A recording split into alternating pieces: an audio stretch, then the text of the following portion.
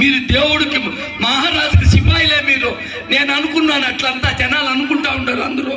మీకంతా నమస్కారము.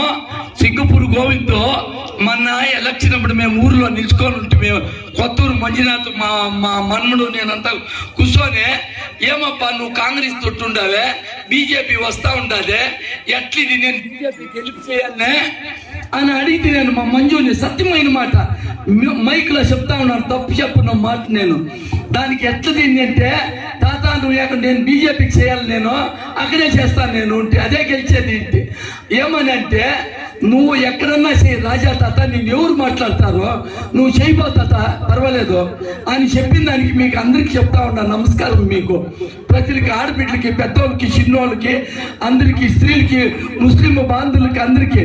ముస్లిమ్స్ బాంధువులంతా ఇప్పుడు వచ్చి నార్త్ లో అందరూ పెద్ద అజరత్తులో బీజేపీకి వెళ్ళని చెప్పి మాట్లాడుకుంటూ ఉన్నారు. మీరే చూసింటారు టీవీల్లో, యూట్యూబ్ లో చూస్తూ ఉన్నారు. ముస్లిమ్స్ అందరూ ఓట్లేస్తా ఉన్నారు. జాస్తి అడగట్టండి వాళ్ళని, వాళ్ళు సీక్రెట్ లో వేస్తా ఉన్నారు. బాధ పెట్టండి, ఏంటి అని అడగట్టండి, వాళ్ళే వేసేస్తారు. అట్లా నడుస్తూ ఉంది. మీకు అందరికి నమస్కారము.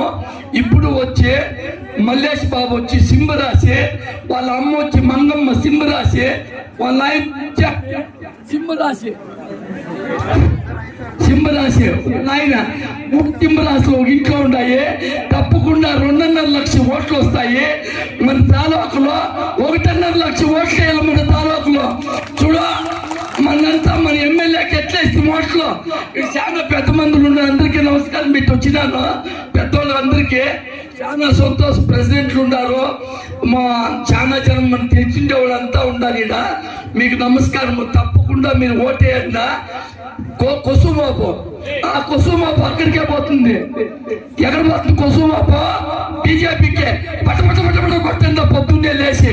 మీరు ఎవరిని మాట్లాడు, సత్యము తరగదు అరగదు సమస్యతో సత్యము అనేది ప్రపంచంలో నంబర్ 1 పెట్టా ఉంటాడు. దేశమంతా ఓటు, మన దేశం బాగుండాల. మనకి అన్ని రకాల్లోనూ వస్తుంది. మనం ఇంప్రూవ్మెంట్ అవుతాం మన ఊర్లో. మీకు అందరికీ నమస్కారము. కొసుముట్టు కోటేయండి. 2వ నంబరు. అందరికీ నమస్కారం. మీకు 10,000 నమస్కారం.